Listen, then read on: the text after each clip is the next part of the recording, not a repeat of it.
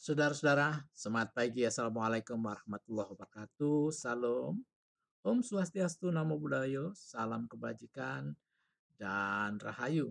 Kali ini saudara akan kembali menyambut hadirnya UTS. Ayo semangat UTS, dan sekarang akan kita bahas kisi-kisi sehingga ada yang memberikan direction, ya setidaknya ada clue-clue yang harus dipelajari, dan yang penting jangan lupa untuk tetap semangat dan tetap mengandalkan suatu pikiran bahwa kita adalah seorang orang yang mampu memecahkan persoalan.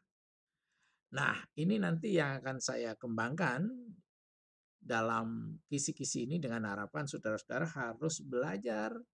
Kalau tidak belajar mana bisa, kan semacam itu. Nah, yang penting semangat UTS-nya dulu. Seperti biasa harus dimaklumi bahwa apa yang ada di gambar slide ini bukan karya pribadi saya. Saya mengunduh dari dunia maya dengan harapan saya minta maaf kepada para kreator kalau ini saya gunakan. Saudara, cermati kembali video yang ada di Verlenda.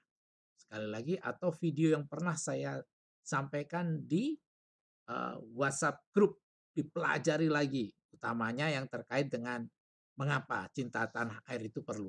Ini bisa dipelajari di Wawasan Nusantara, mengapa cinta tanah air itu perlu. Jadi kalau nanti pada suatu saat ditanyakan tentu bisa menjawab mengapa cinta tanah air itu perlu. Yang jelas cinta tanah air itu hukum kita, amor patriae nostra lex, begitu.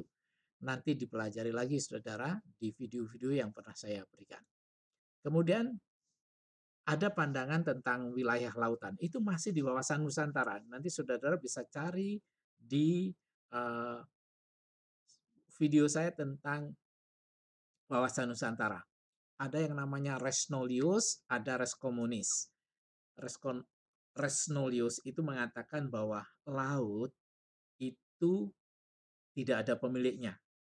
Karena laut tidak ada pemiliknya, setiap negara berhak mengklaim itu miliknya. Bayangkan kalau kita menganut asas ini, maka tentara yang paling kuat yang akan menguasai lautan. Inggris mungkin akan menguasai lautan. Kita mungkin tidak kuasa karena kekuatan mereka tinggi. Suatu misal begitu. Maka kita tidak setuju dengan res nullius. Ada lagi satunya res communis. Laut itu milik bersama. Sehingga tidak seorang pun ya berhak mengklaim itu miliknya karena itu milik bersama. Kita juga tidak setuju. Kita setuju pada archipelago state, yaitu negara kepulauan. Nah, ini yang dipelajari nanti saudara di Wawasan Nusantara. Kemudian juga demokrasi dipelajari. Mengapa kita berdemokrasi? Nanti diputar ulang lah video saya. Mengapa berdemokrasi? Silakan tengok lagi di Verlenda. Mengapa kita perlu demokrasi? Tentu demokrasi itu diperlukan karena ada pergantian pimpinan dan sebagainya. Nanti dipelajari itu. Barangkali kalau itu nanti ditanyakan sudah ready tampaknya. Kemudian juga hak asasi manusia, saudara. Hak asasi manusia. Jadi bagaimana sifat hak asasi manusia bersifat universal, kemudian tidak tidak bias gender gitu hak asasi manusia. Tapi yang jelas hak asasi manusia kadang tercenderung ada bias gender. Ini pelajari.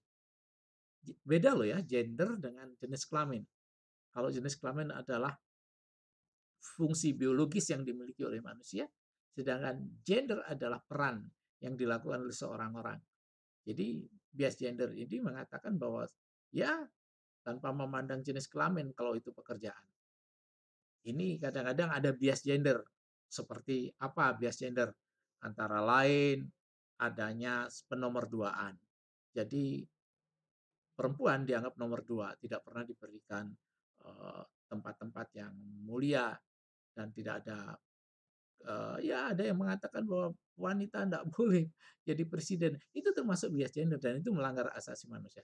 Pelajari, saudara-saudara, dari manapun juga tentang bias gender itu. Itu yang bisa saya sampaikan. Mohon maaf kalau ada kesalahan, dan nanti kita akan kembali untuk melihat. Jadi melihat apa? Ya melihat video yang pernah saya berikan pada saudara-saudara. Saudara-saudara sekalian, bahwa ujian itu sifatnya nanti terbuka. Jadi open book, Anda bisa melihat atau mencari di, ya mungkin di Google Search, ya dicari apa itu, silakan.